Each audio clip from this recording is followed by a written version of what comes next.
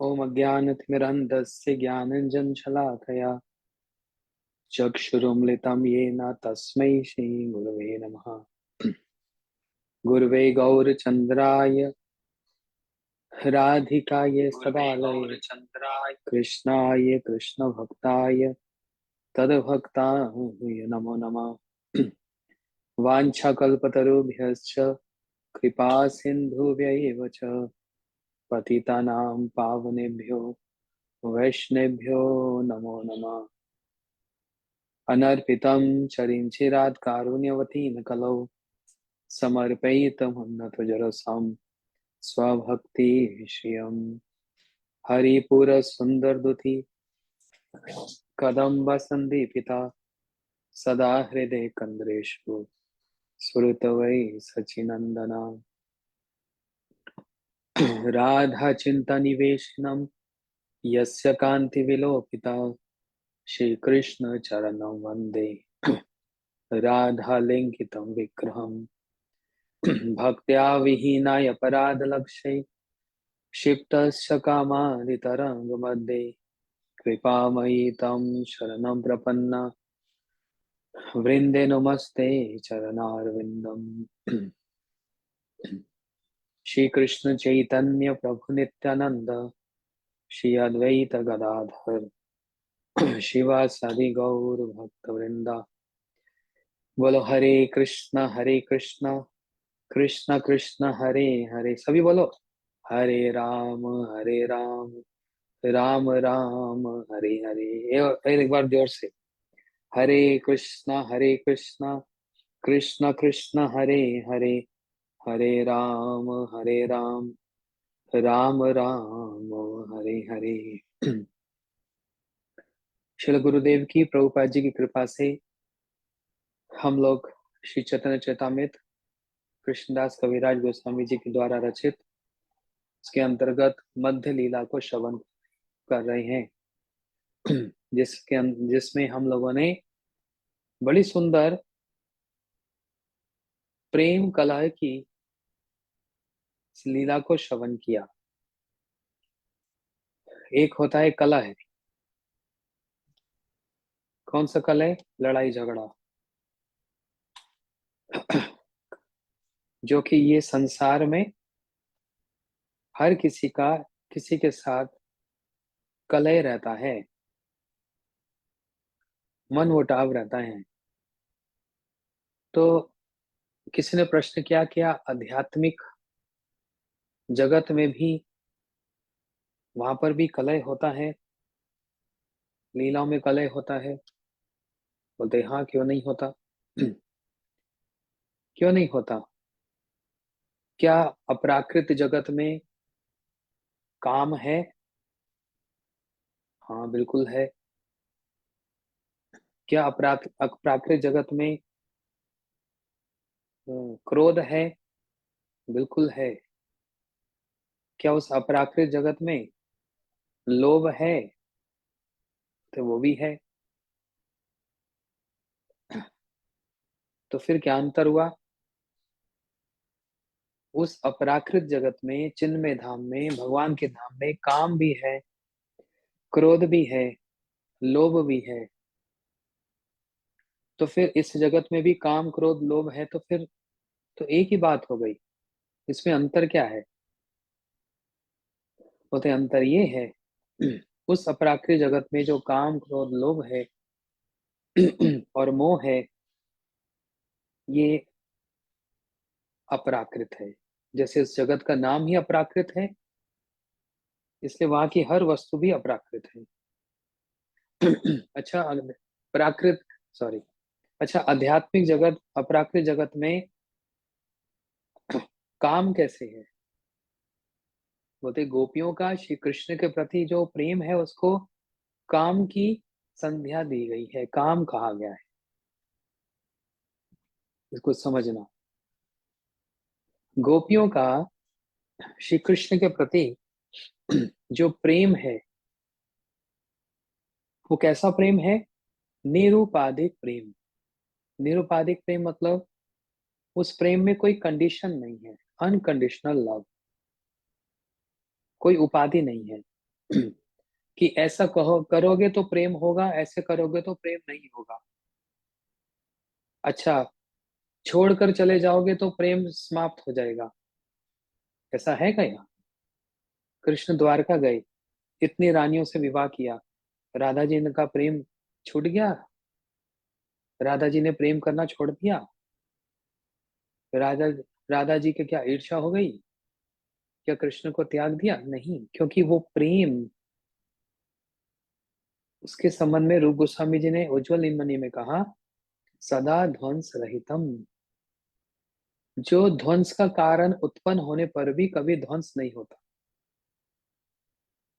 ये बात है। ध्वंस का कारण उत्पन्न होने पर भी वो ध्वंस नहीं होता, वो होता है वास्तविक प्रेम। गोपियों का श्री कृष्ण के प्रति जो प्रेम है, तो जो प्रेम है उसको काम कहा गया। काम मतलब कामना, काम का मतलब होता है कामना। गोपियों की क्या कामना है? गोपियों की एक ही कामना है, कैसे कृष्ण प्रसन्न रहे, बस। और कोई कामना नहीं है उनकी। कैसे श्याम सुंदर प्रसन्न रहे, इसी कामना को कहा गया काम। अतएव गोपी नहीं काम गंध, कृष्ण सुख लागी करे कृष्ण से संबंध। चैतन्य चेतामृत में कहा, गोपियों में काम की गंध मात्र भी नहीं है। कृष्ण की प्रसन्नता के लिए ही कृष्ण से संबंध और सारी लीलाओं को करती है, प्रसन्न करती है, सुख देती है। उनकी अपने अपनी तृप्ति की, अपनी कामना की गंध मात्र भी नहीं। इच्छा तो छोड़ दो, इच्छा की भी गंध नहीं है। गंध समझते हैं? एक तो है इच्छा, इच्छा तो बड़ी दूर की बात है, इच्छा भी नहीं है, उस इच्छा की गंध मात्र भी नहीं है गोपियों में। बस कृष्ण कैसे प्रसन्न रहे, कृष्ण कैसे सुख रहे। इसलिए महाप्रभु जी ने शिक्षा अष्टकम का जो अष्टम श्लोक कहा, इसमें गोपियों का सबसे श्रेष्ठ भावना का प्रदर्शन हुआ। कहते हैं, आश्लिष्य व पदरथम विनष्टु माम, मम दर्शनहा तव करोतु वा, यथा तथा व विद्धातु लंपटो मत प्राणाथस्तु एव न परः। हे श्याम सुंदर, हे प्रिय, आप मुझको दर्शन देकर प्रसन्न करो,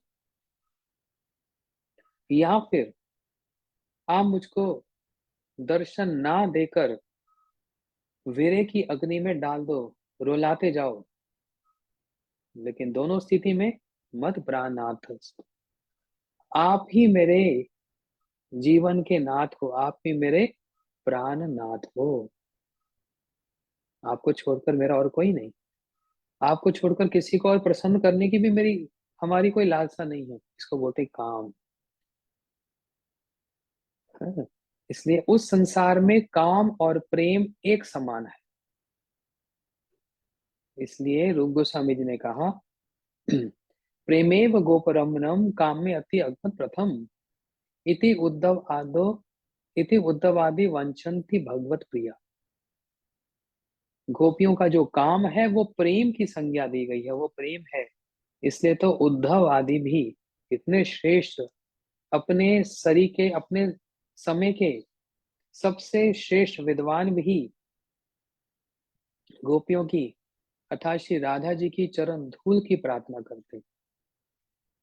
उद्धव जी भी किसकी चरण धूल? राधा जी की। अरे, तो राधा जी का तो वो काम था, बोलते नहीं वो प्रेम था,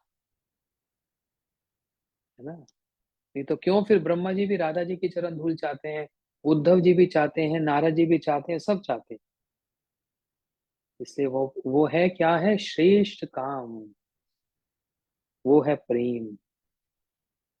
और इस संसार में जो काम होता है वो प्रेम नहीं होता, वो सच में कामना होता है। अब मेरी कामना पूरी हो जाए, है, मेरी कामना की तृप्ति हो जाए, मेरी कामना पूरी हो जाए। इसलिए इसको काम कहा गया। तो आध्यात्मिक जगत में जो काम, उसका परवर्टेड फॉर्म, उसका जो उल्टा, वो इस जगत में क्या है? काम है, वहां का प्रेम, यहाँ का काम। अच्छा, उस जगत में क्रोध होता है? बिल्कुल होता है। बलराम जी का कृष्ण के प्रति क्रोध होता है। अच्छा, और एक क्रोध तो बड़ा प्रसिद्ध है, यशोदा मैया का क्रोध। यशोदा मैया का शासन, यशोदा मैया का क्रोध, है ना? तुरंत कान मरोड़ दें, हाथ में छड़ी ले ले, और मैया इतने क्रोध में ऐसी डांट लगाएं। सच सच बता कन्हैया, तूने माटी खाई ना? तेरे को और कुछ नहीं मिला खाने को?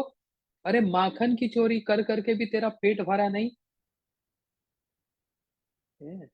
अब तेरे को माटी खाने का इतना उत्साह हो रहा है, इतना शौक उठ रहा है, और कुछ नहीं बचा? ये मैया का कैसा क्रोध है? नंद बाबा का, सखाओं का भी, और फिर राधा जी का भी रोष है, क्रोध है। कहाँ पर दिखाया क्रोध? अरे ब्रज में तो दिखाया दिखाया, वृंदावन में तो कितनी लीला में क्रोध दिखलाया, है ना? और सबसे अधिक क्रोध दिखलाया कुरुक्षेत्र में। कुरुक्षेत्र में इतने वर्षों के बाद, लगभग 80-90 वर्षों के बाद, कृष्ण का गोपियों के साथ मिलन हुआ। इतने वर्षों के बाद देखो। और वहां पर भी श्री कृष्ण फिर भाषण देने लग गए। अरे गोपियों, मैं तो सबके हृदय में हूं, तो रोना किस बात का? मैं तो तुम्हारे हृदय में भी वास करता हूँ, फिर रोते क्यों हो? बस, गोपियों का तो क्रोध हो गया। कहती हैं, ना ही गोपी योगेश्वर, पद कमल तोमार, चित्ते पाई वे संतोष। तुम्हार वाक्य परिपाटी, तार मध्य कुटी नाटी, सुनी गोपी आर बड़ो रो। आपका ये भाषण देने का स्वभाव गया नहीं? सब समय हाँ, उपदेश आदेश ही देते रहते हो, विचार भी नहीं करते। स्थान स्थान न करो विचार, ये भी नहीं विचार करते कहाँ क्या बोलना चाहिए, किसकी सभा में क्या बोलना चाहिए। हाँ, हम योगिया नहीं हैं, बस आपको मन में, हृदय में धारण करके संतोष को प्राप्त कर लें। ना ही गोपी योगेश्वर, हम गोपियां नहीं है। पद कमल तुम्हार, चित्ते पाए वे संतोष। बस आपके चरणों को ध्यान करके हमको संतोष मिल जाएगा? ना ना। और ये जो आप ये बातें बोल रहे हो ना, धर्म की शिक्षा दे रहे हो, सुनी गोपी आर बड़ो रोष, हमको और क्रोध आ रहा है।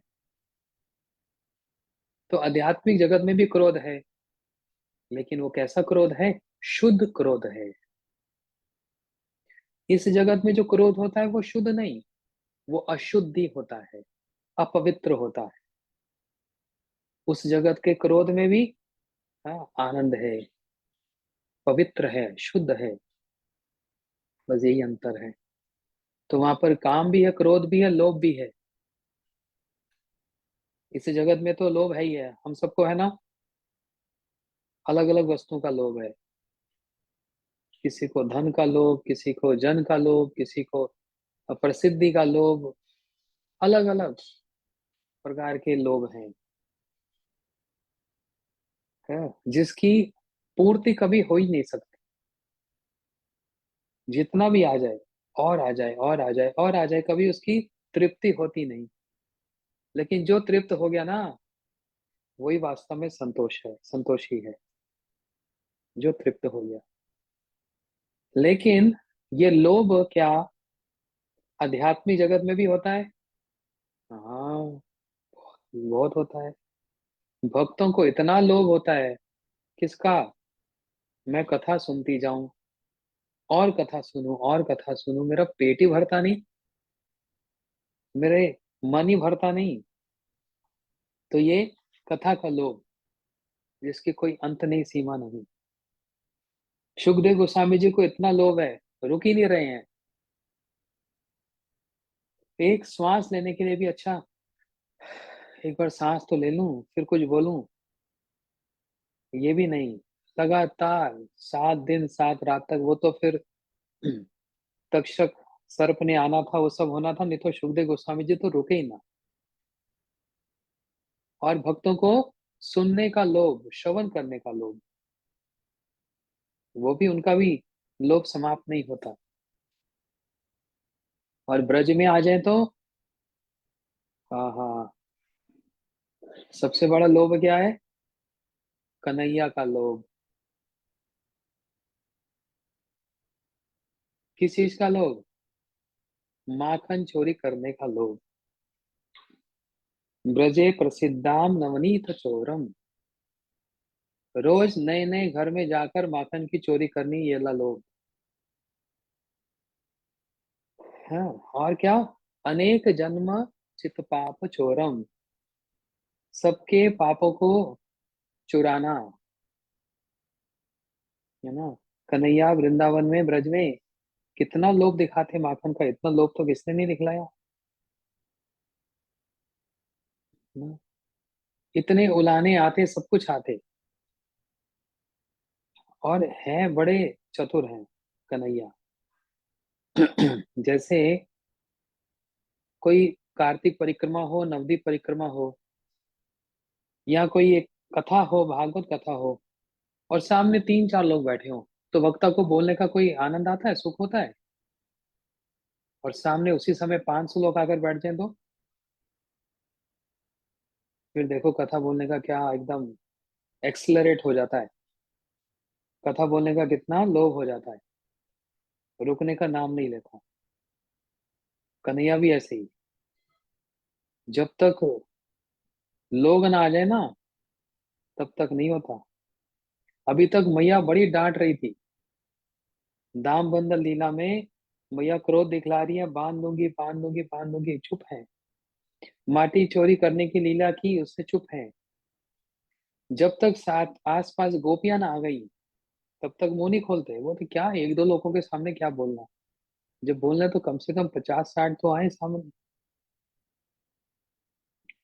हम्म, इसलिए बड़े लोभी हैं। और लोभ की तो सीमा इतनी पार कर गए, इतनी पार कर गए, राधा जी के भाव और कांति को लेने का भी लोभ हो गया, है ना। पहले तो राधा महिमा, जो राधा जी की प्रेम की महिमा है, नहीं, पहले तो मेरे नाम में क्या आनंद है, मेरे नाम में क्या माधुरी है, उसका लोभ हो गया। तीन लोभ है कृष्ण में। भगवान है, पूर्ण है, लेकिन कितना लोभ है, कितना लोभ है।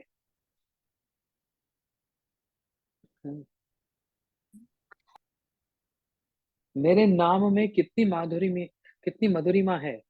मेरे भक्त उस नाम का जप करते हैं, उसको क्या आनंद है। मेरा नाम मैं स्वयं नहीं जानता, मेरे नाम में कितना आनंद है। तो लोभ हो गया। मैं इतना सुंदर हूं, लेकिन मैं स्वयं अपने रूप माधुरी को आस्वादन नहीं कर सकता। लोभ हो गया किसका? अपनी ही रूप माधुरी का स्वादन करने का। राधा जी मेरे प्रेम में क्या आस्वादन करती हैं, जो मैं नहीं कर पाता। लोभ हो गया। ये तीन लोभ श्री कृष्ण के अंदर इतने ज्यादा हो गए, इतने अधिक हो गए। इसलिए वही कृष्ण फिर राधा जी का भाव कांति लेकर सचिनंदन गौर हरि बन गए, है ना। उनको फिर आना पड़ा। अर्थात श्री चैतन्य महाप्रभु का ये जो स्वरूप है, ये स्वरूप क्या है? ये लोभ का स्वरूप है। तो इसलिए उस जगत में भी लोभ, इस जगत में भी लोभ, वहां पर भी मोह है, यहाँ पर भी मोह है। अब कितना उदाहरण दे, इसकी तो कोई सीमा नहीं। चिन्मय जगत में, आध्यात्मिक जगत में मोह है, बहुत मोह है। कृष्ण ही मोहित हो जाते हैं।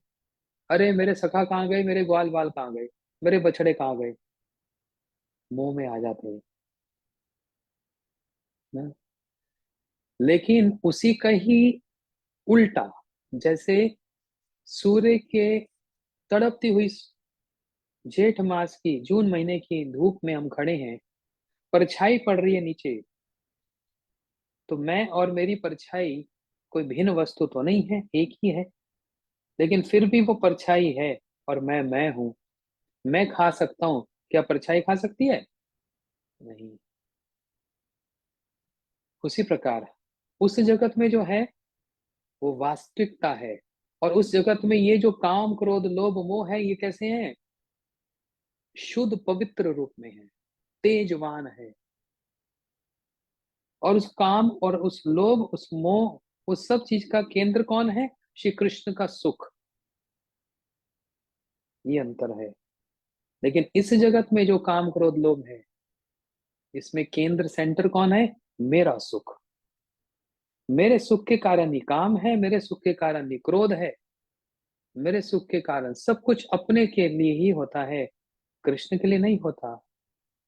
लेकिन हम अपने गुरुजनों को देखते हैं, उनके अंदर भी काम क्रोध लोभ मोह होता है। अच्छा, क्रोध भी होता है। अच्छा, हनुमान जी में क्रोध नहीं था? इतना क्रोध तो किसने नहीं दिखलाया? बड़े बड़े क्रोध देखे, है ना। एक गुरु जी, उनका नाम स्मरण नहीं आ रहा, शिल भक्ति विज्ञान भारती गोसाई महाराज जी बतलाते हैं, अ, वो अपने शिष्य पर इतना शासन करते थे, बहुत शासन, मतलब हर एक बात पे इतना डांटना, और सीधा मुंह पर थप्पड़ पड़ता था। इतना क्रोध, शुद्ध भक्त में तो क्रोध होता नहीं। लेकिन ये कैसा क्रोध है? उन्होंने अपने शिष्य को एक मुट्ठी भर आटा दिया, ध्यान से समझो, और कहा कि देखो, 2 रोटी बनाकर लाना। हाँ, परम पूज्य पाद पर्वत महाराज जी। मेरे को भी पर्वत महाराज जी स्मरण हो रहा था, लेकिन मैं सोच रहा था शायद गलत ना बोल दूं, है ना। सागर महाराज जी और पर्वत महाराज। तो पर्वत महाराज जी प्रभुपाद जी के आश्रित थे, प्रभुपाद जी के शिष्य। अपने शिष्य को बोलते हैं कि जाओ, सागर महाराज को इतने आटे में 2 रोटी बनाकर ले आओ। तो शिष्य क्या कर रहे हैं?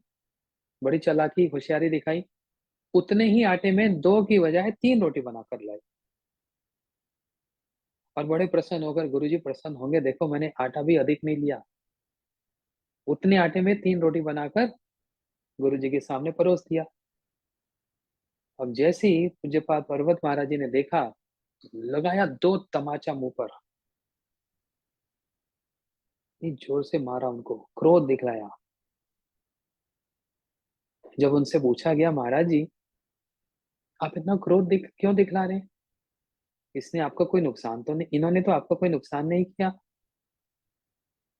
उतने ही आटे में 2 की बजाय 3 रोटी बनाई उसने, उन्होंने एक अलग से भी आटा नहीं लिया, कुछ नहीं लिया, कोई नुकसान नहीं हुआ, तो इतना क्रोध क्यों? तो पूज्यपाद पर्वत महाराज जी ने क्या उत्तर दिया? उन्होंने उत्तर दिया, सुनो इस उत्तर को।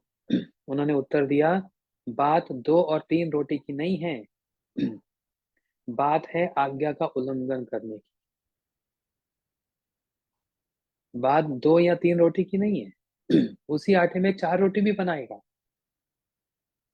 बात है आज्ञा का उल्लंघन, और यदि आज मैंने ये क्रोध नहीं दिखलाया, आज मैंने ये शासन नहीं किया, तो आज्ञा का उल्लंघन करने का स्वभाव बन जाएगा। स्वभाव, स्वभाव समझते हैं? एक स्वभाव बन जाता है। जैसे भक्तों का, आप लोग तो सब भक्त हो, हरि नाम जप करते हो, हरि नाम करते करते ये स्वभाव हो जाता है, सुबह उठते हरि नाम करना है या दिन में हरि नाम करना है।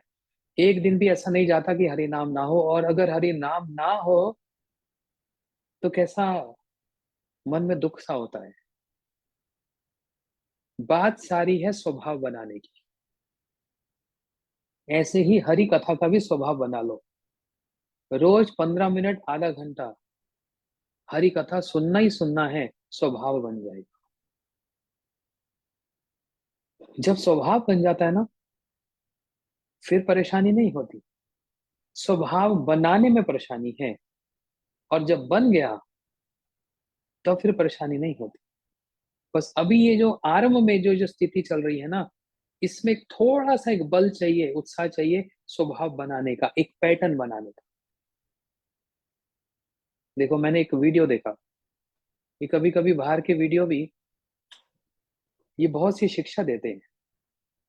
ख़ैर वो शिक्षा देते हैं अपने सांसारिक दृष्टि की, मगर हम किसी को भी हम आध्यात्मिक शिक्षा भी ले लेते हैं, है ना? तो उसमें बात बताई जा रही थी, वो व्यक्ति बतला रहे थे, एक घोड़े पे बैठा हुआ व्यक्ति, घुड़सवार बोलते हैं, खूब तेज घोड़ा चला रहा है, खूब तेज घोड़ा चला रहा है, खूब तेज घोड़ा चला रहा है। अब वो घोड़े को कंट्रोल कर रहा है ना?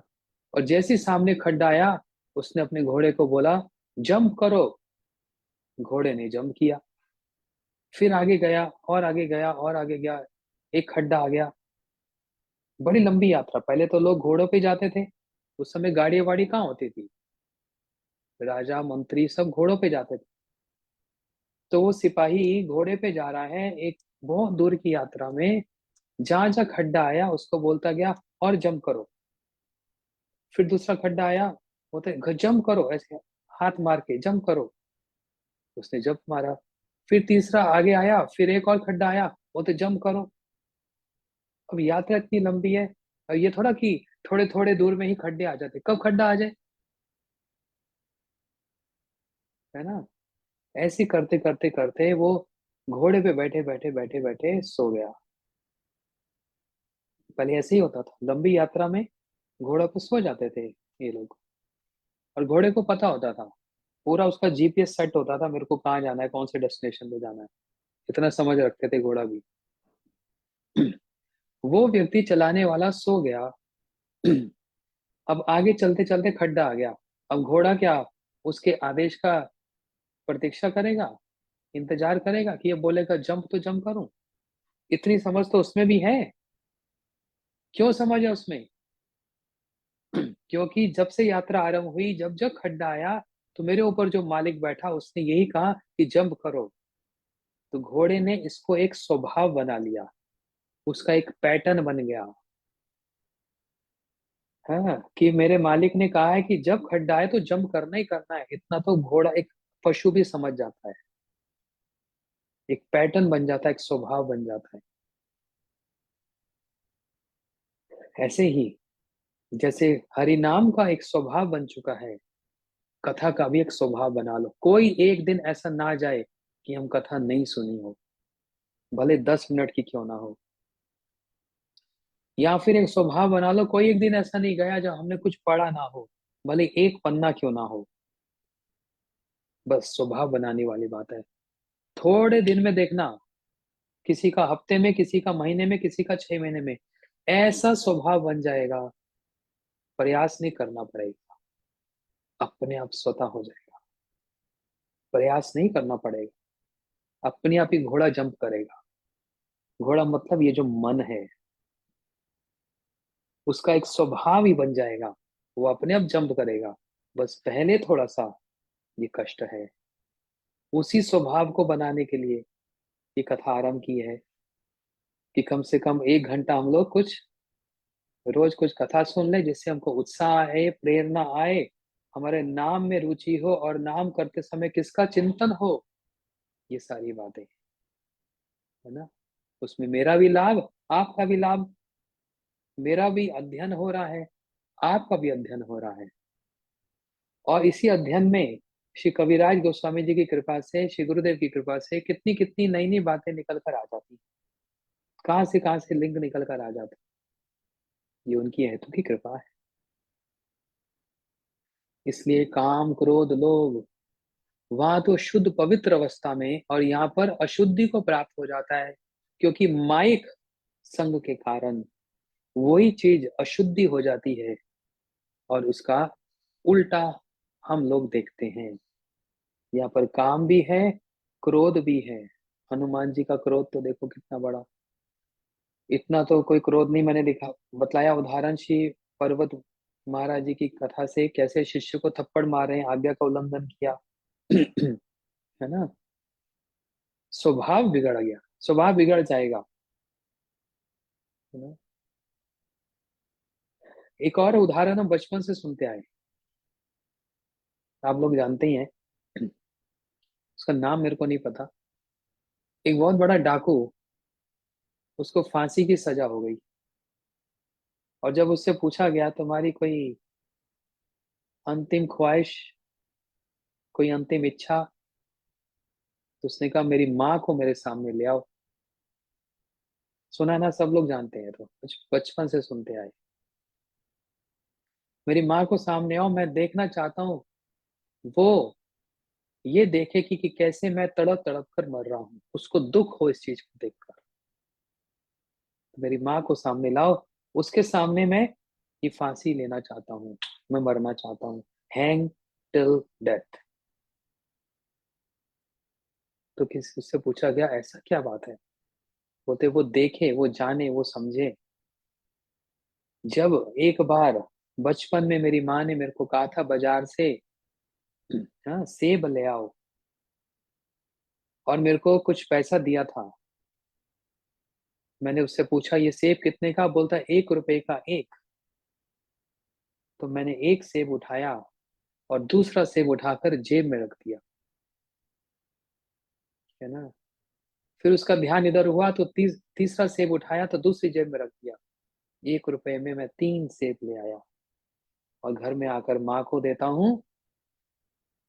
और माँ कहने लगी अरे, इतना पैसा तो नहीं दिया था।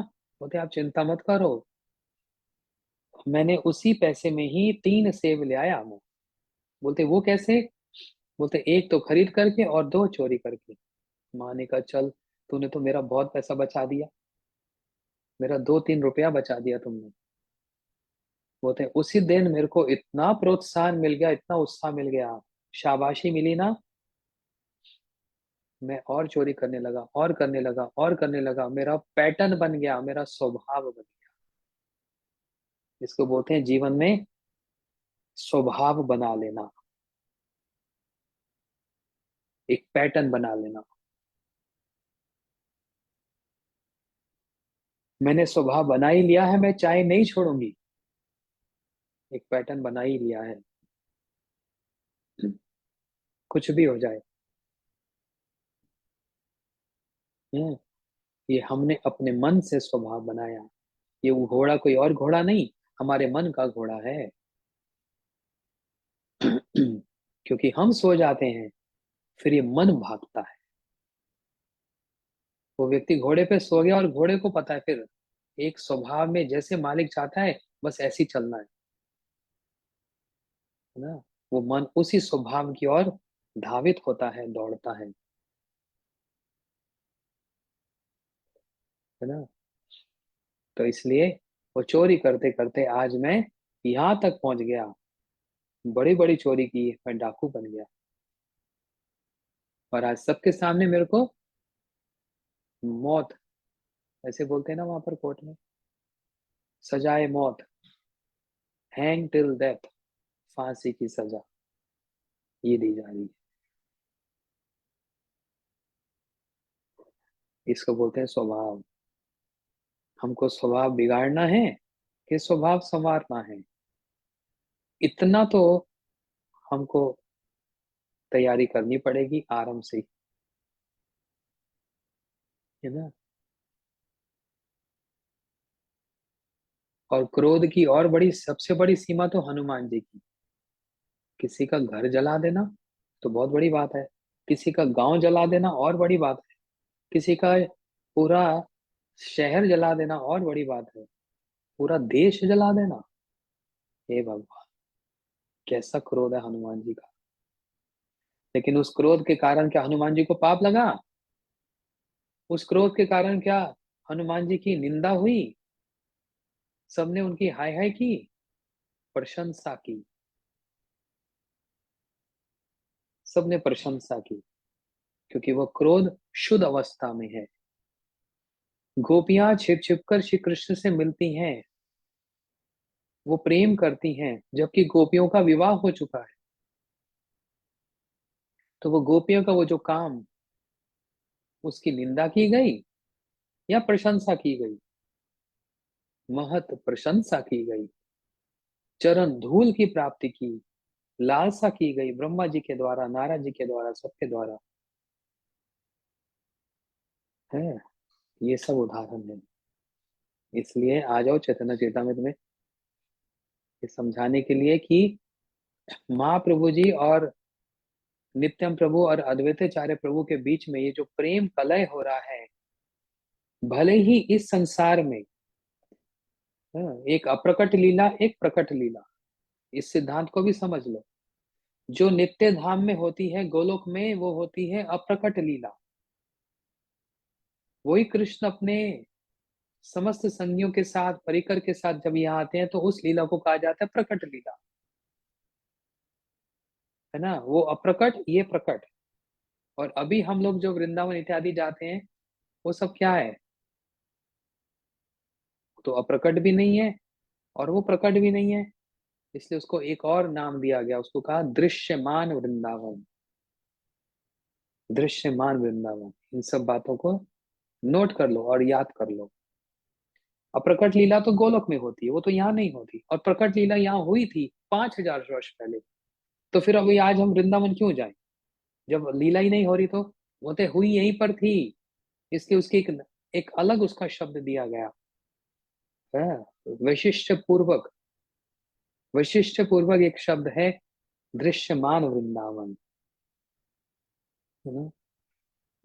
इसलिए बहुत से लोग कभी नित्यम प्रभु के इस व्यवहार को देखकर विचलित हो जाते हैं कि कैसे अवधूत है, भ्रष्ट और अवधूत। स्मरण है कल की कथा का? कल की कथा में हमने ये सुना था, अद्वैताचार्य प्रभु नित्यम प्रभु को कह रहे हैं तुम कैसे भ्रष्ट अवधूत हो।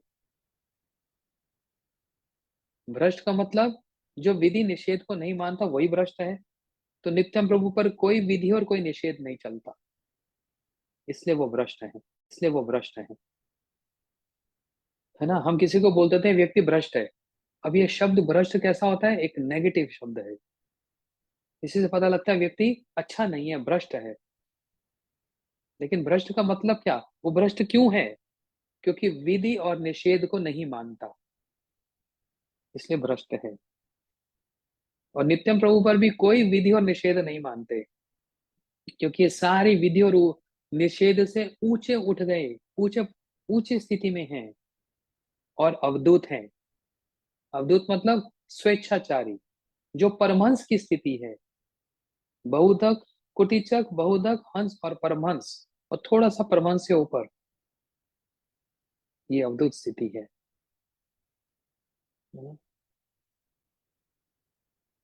इसलिए अब आगे कथा सुनते हैं। आचार्य कहे जे दिया छे ताहा ना छाड़ीबा, एखन जे दिए तार अर्धक खाईबा। नाना जत्न दैन्य प्रभु कराइलो भोजन, आचार्य इच्छा प्रभु करेला पूरन। इस प्रकार दोनों व्यंजनों से भरकर श्री अद्वैताचार्य प्रभु महाप्रभु से और भोजन करने के लिए प्रार्थना करने लगे। अद्वैताचार्य प्रभु और डाल रहे हैं, बोलते महाप्रभु जी थोड़ा सा और लीजिए ना, थोड़ा सा और लीजिए ना। ये सभी माताओं के घर में होता है ना। किसी घर प्रसाद पाने जाओ, सभी माता, सभी ऐसी। अच्छा एक थोड़ा सा और ले लो ना, थोड़ा सा और ले लो ना। अरे खा हम रहे हैं, स्वाद हमको आ रहा है, पेट हमको भर रहा है। आपको क्या स्वाद आ रहा है? हमको खिलाने का स्वाद आ रहा है, सेवा करने का सुख।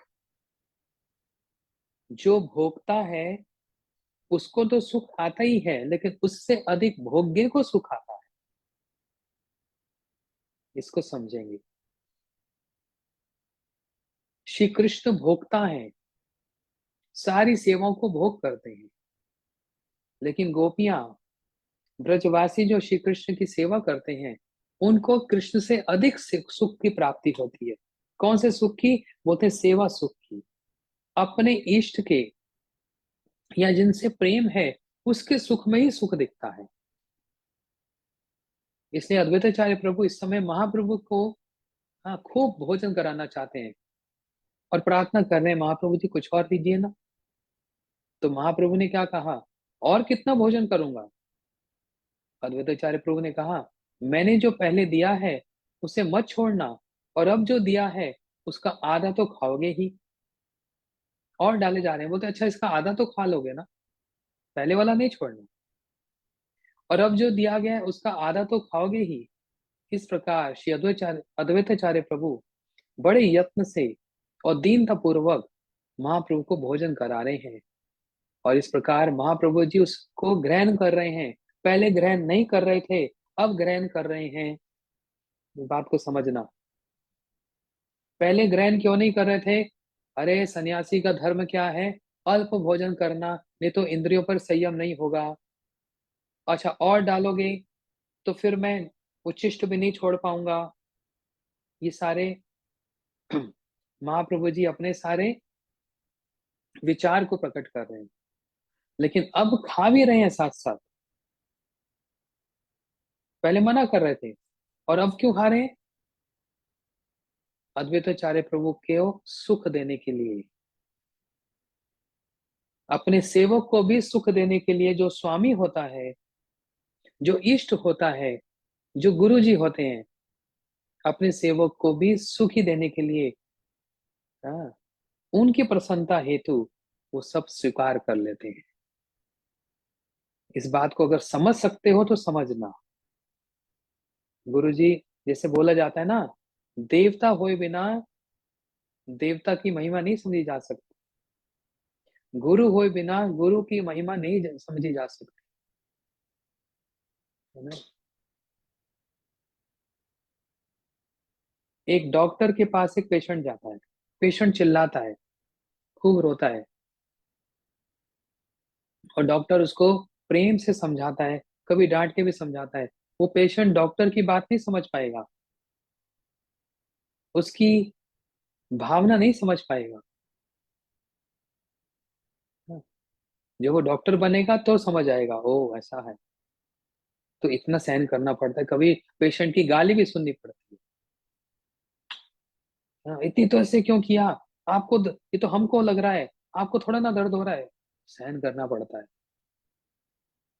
इसलिए जो इष्ट हैं, जो स्वामी हैं, वो सेवक की प्रसन्नता के लिए वो सहन करते हैं, जिससे उनको सुख मिले। क्यों?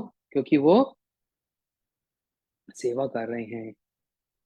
ये बात, इसलिए मैं बार बार बोलता हूँ कि गुरु जी शिष्य की सेवा करते हैं कि शिष्य गुरु जी की सेवा करते हैं? अब देखने में लग रहा है शिष्य गुरुदेव की सेवा कर रहे हैं, रसोई बना रहे हैं, कपड़ा धो रहे हैं, ये सब कर रहे हैं। लेकिन उससे भी अधिक गुरु शिष्य की सेवा करते हैं।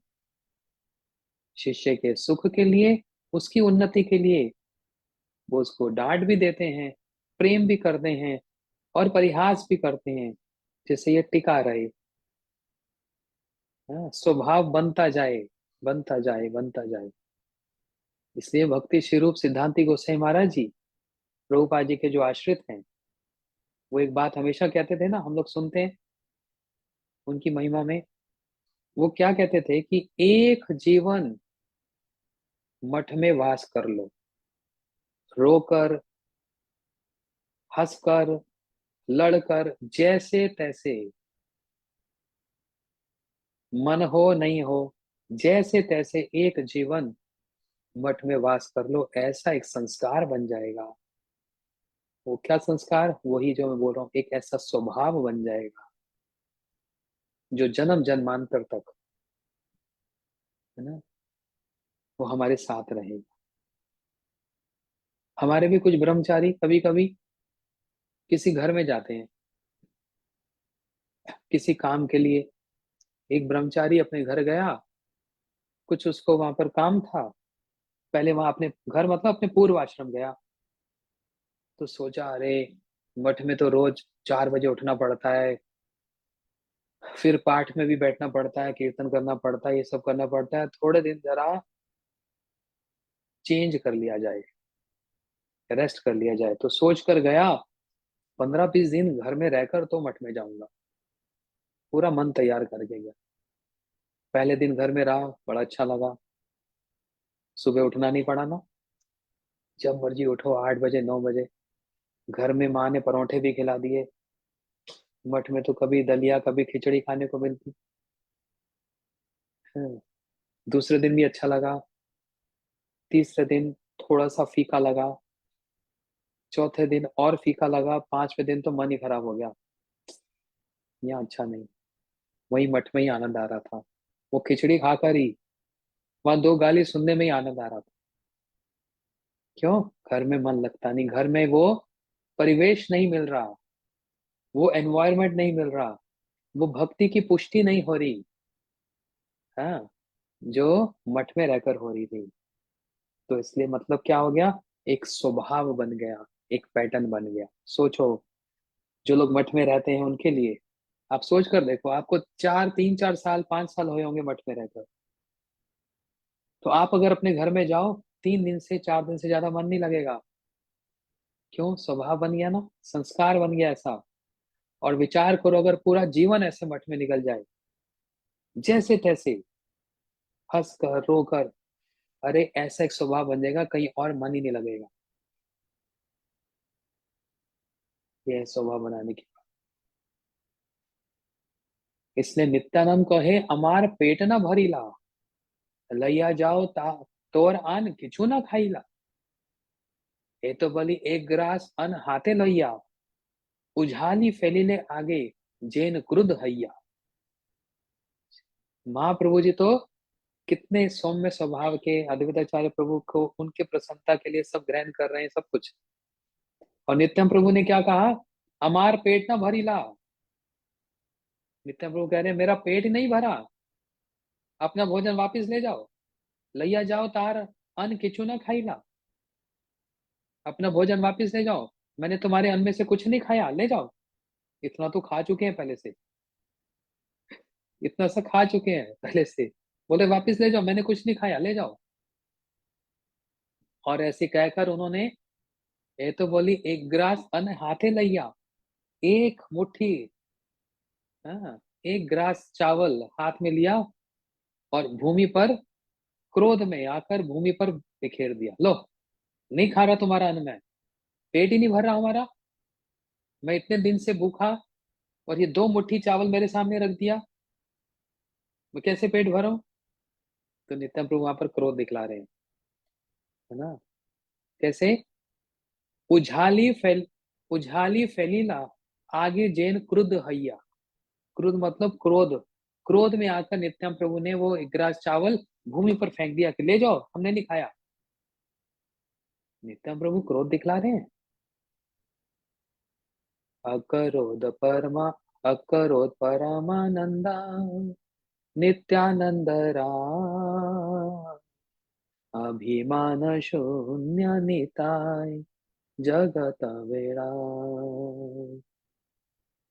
नित्यानंद प्रभु तो अक्रोध हैं, उनमें तो क्रोध नहीं आता, तो यहाँ तो क्रोध में आकर भोजन नीचे फेंक रहे हैं, वो भी महाप्रसाद, श्री कृष्ण का प्रसाद।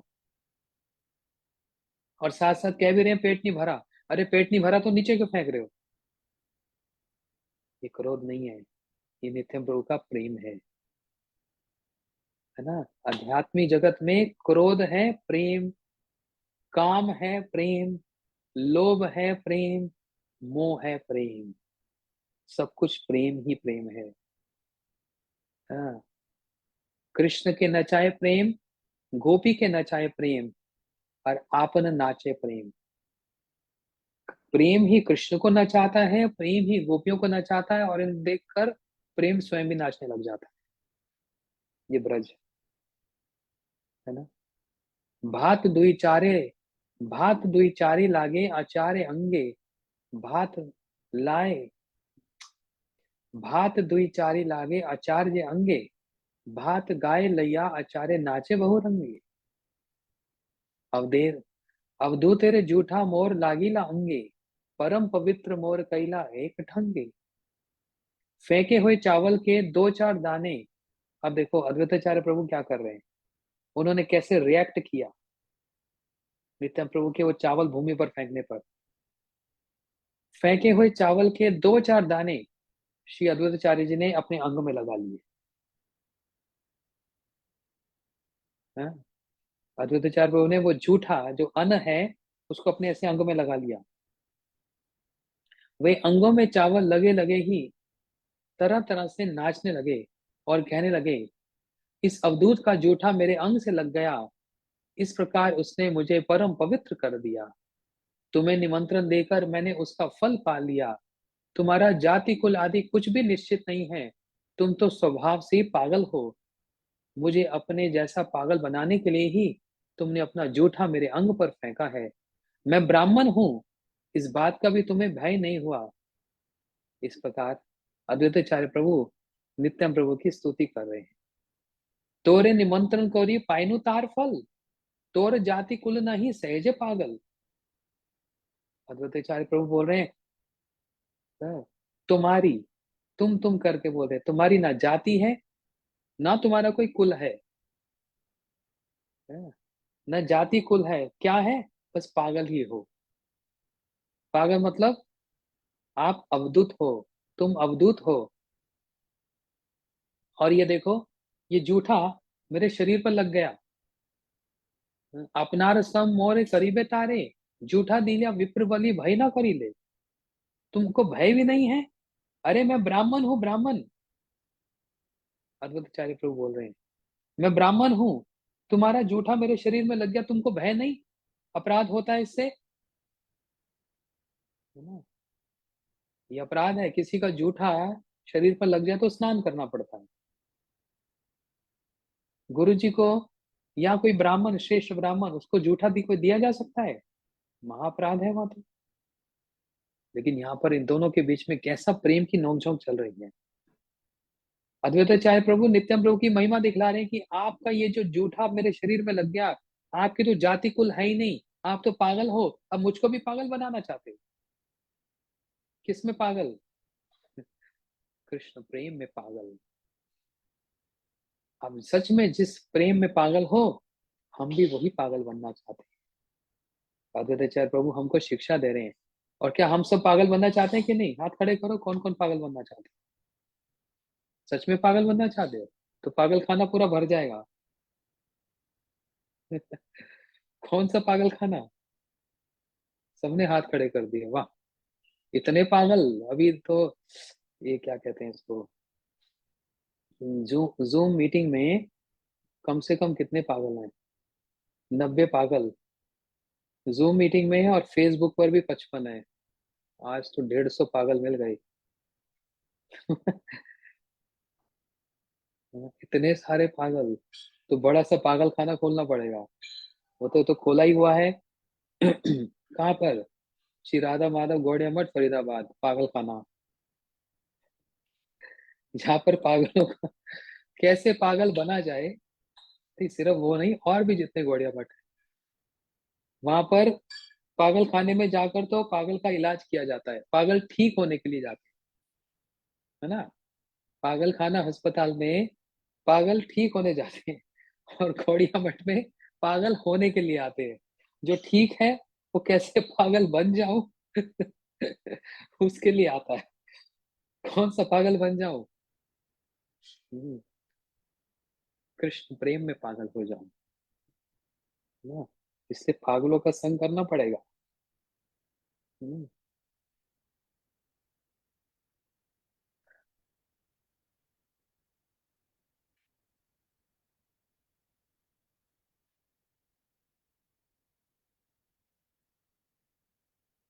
श्री प्रभुपाद भक्ति सिद्धांत सरस्वती ठाकुर जी कह रहे हैं कि स्मार्त ब्राह्मण, स्मार्त जो समाज है, उनकी विधि के अनुसार उच्छिष्ट के स्पर्श होने से व्यक्ति अपवित्र हो जाता है। किसी का जूठा आपको शरीर पे लग जाए ना, अपवित्रता हो जाती है।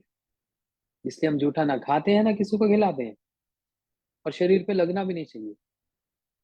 उच्छिष्ट के स्पर्श होने से क्या होता है? अपवित्र हो जाता है। परंतु इस उच्छिष्ट के स्पर्श से अपवित्र होने के बदले वास्तव में परम पवित्र और शुद्ध हुआ जाता है। किसका उच्छिष्ट? श्री नित्यानंद प्रभु का उच्छिष्ट हो, गुरुदेव का उच्छिष्ट हो। नित्यानंद प्रभु के जो प्रकाश श्री गुरुदेव, उनका उच्छिष्ट ग्रहण करना, क्या उसको थोड़ा सा मलने से भी अपवित्रता भी तर चली जाती है। कौन सा पवित्रता? ये जो काम क्रोध लोभ मोह जो अशुद्ध अवस्था में है, ये कैसे शुद्ध अवस्था में आ जाए? वो अपराकृत काम, वो अपराकृत क्रोध, वो अपराकृत लोभ, वो अपराकृत मोह ये हो जाए, है ना? कैसे? उन नित्यम प्रभु और नित्यम प्रभु के जो प्रकाश, उनके संग से ये वाला प्राकृत काम क्रोध लोभ और वो वाला अप्राकृत काम क्रोध ये उच्छिष्ट से संभव हो जाएगा। वैष्णव अथवा परमहंसों का उच्छिष्ट महाप्रसाद, हाँ, वह चेतनमय विष्णु के समान है। महाप्रसाद अभक्तों की इंद्रियों की तृप्ति करने वाला साधारण चावल दाल नहीं है। जो महाप्रसाद होता है वो हमारी इंद्रियों की तृप्ति करने के लिए एक चावल दाल ये सब नहीं है। ये वास्तव में महाप्रसाद है, कृष्ण को निवेदित है। हाँ। जो परमंश हैं श्री गुरुदेव या परमंश अर्थात वैष्णव के उच्छिष्ट का स्पर्श और उसका सेवन रूपी संग संसारिक जीवों के हृदय में स्थित जो हरि विमुक्ता है उसको संपूर्ण रूप से दूर करके अपराकृत परमहंस दास्य रूप शुद्ध ब्राह्मणत्व में प्रतिष्ठित करता है। क्या मतलब? श्रील प्रभुपाद भक्ति सिद्धांत सरस्वती ठाकुर बता रहे हैं ऐसे परमहंस, ऐसे श्रेष्ठ श्री नित्यम प्रभु या उनके जो प्रकाश स्वरूप श्री गुरुजन हैं, उनका उच्छिष्ट प्राप्त करके जो हृदय में हरि विमुक्ता मतलब हम हरि से विमुख हैं, हमारा उनके प्रति प्रेम नहीं है, वह दूर हो जाती है और क्या प्राप्त होती है? अपराकृत परमहंस के दास्य की इच्छा, अपराकृत दास्य की इच्छा। उन परमहंसों की मैं सेवा करूं, उनके मनोविष्ट को पूर्ण करूं, एक दायित्व लेकर सेवा करूं, ये विचार ये भावना आ जाती है कैसे? उनका वो उच्छिष्ट ग्रहण करने से।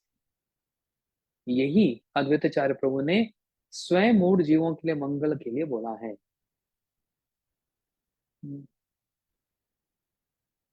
अच्छा, सहजे पागल किसको बोलते हैं?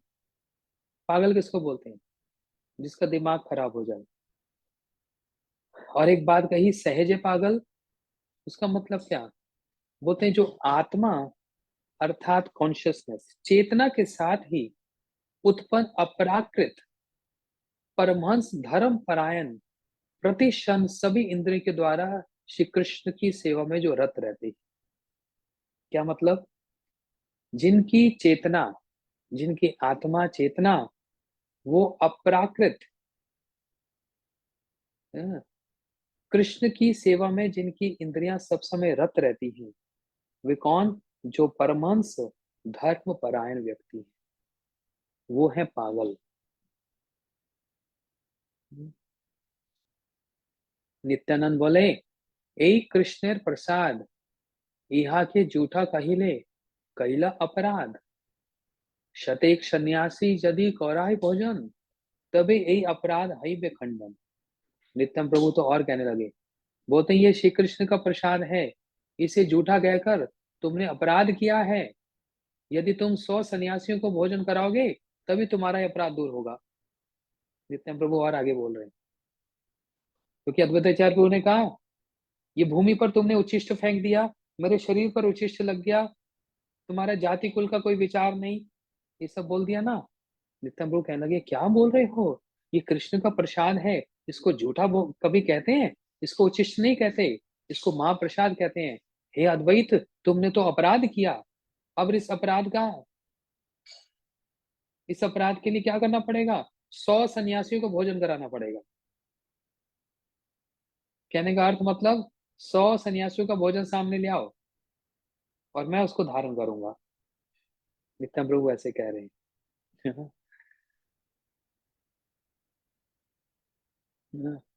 बृहद विष्णु पुराण में एक बात कही है, ब्राह्मणों, श्री हरि का जो नैवेद्य और अन्न आदि द्रव्य सेवन करते समय किसी प्रकार का खाद्य अखाद्य का विचार ना करें। श्री हरि का निवेदित जो भगवान को निवेदित हो गया, फिर उसको ये विचार करके कि ये खाने योग्य है कि नहीं है, पहले विचार करने योग्य है, बाद में नहीं। देखो एक उदाहरण देता हूँ। एक बार हम शिला भक्ति विज्ञान भारती गोसाई महाराज जी के साथ, शिला महाराज जी के साथ हम लोग थे। तो अब स्थान स्मरण नहीं आ रहा, बहुत पुरानी बात है, शायद 2001 की ना 2000 की बात होगी। मैं और माधव प्रभु थे, किसी एक विग्रह के विषय में चर्चा हो रही थी। हमने शिला महाराज जी से कहा, आपका उन विग्रहों के संबंध में क्या कहना है? महाराज जी ने कहा, देखो अब मैं कुछ नहीं कह सकता, अब इनकी प्राण प्रतिष्ठा हो गई, अब ये सेवित हैं। सेव्य होने से पहले, प्राण प्रतिष्ठा होने से पहले यदि कोई प्रश्न किया जाता तो मैं फिर कुछ आक्षेप कर सकता था, कुछ कह सकता था, कुछ कमेंट कर सकता था। और अभी करना ये अपराध हो जाएगा, क्योंकि अभी ये सेवित हैं। देखा, विचार देगा, इसी विचारों में प्रतिष्ठित होना है। हम लोग कहीं भी विग्रह देख लेते हैं, अच्छा वो कृष्ण का मुंह थोड़ा सा टेढ़ा सा था, थोड़ा सा गर्दन ज्यादा झुकी हुई थी, चरण ऐसे थे। हम एक मिनट नहीं लगाते, एक क्षण नहीं लगाते कुछ भी कहने के लिए, है ना? ये विचार नहीं होना चाहिए। महाराज जी ने क्या विचार दिखलाया? शिला महाराज जी ने विचार दिखलाया क्या? प्रतिष्ठा से पहले, प्राण प्रतिष्ठा से पहले अगर कुछ होता तो हम कुछ कह सकते थे, लेकिन अब ये प्राण प्रतिष्ठा हो गई, अब कहना तो ये अपराध सूचक हो जाएगा। अभी कुछ दिन पहले की बात, एक किसी घर में था, तो वो ठाकुर जी को ड्राई फ्रूट भोग लगाते हैं। वहां पर बादाम था, और अखरोट था, किशमिश थी, काजू था। ठाकुर जी को सुंदर कटोरी में ऐसे सुबह एक भोग लगाते हैं दूध के साथ। तो लाकर दे दिया, भोग लगा दिया तुलसी रखकर। फिर बोले, महाराज जी आप प्रसाद पालो, ये अभी अभी ठाकुर जी को भोग लगाया। तो मैंने हाथ लगाकर देखा, सूखा सूखा था, गीला नहीं था। मैंने कहा, देखो जो भी ड्राई फ्रूट होता है, फल होता है, ड्राई फ्रूट होता है, पहले उसको धोकर फिर भोग लगाना चाहिए, ऐसे नहीं। किसने पैकिंग की, कहाँ अशुद्धि है, कहाँ क्या है ना? उसको धोकर तब भोग लगाना चाहिए। तो कहते हैं, अच्छा ठीक है, जैसे आपने कहा वैसे करेंगे।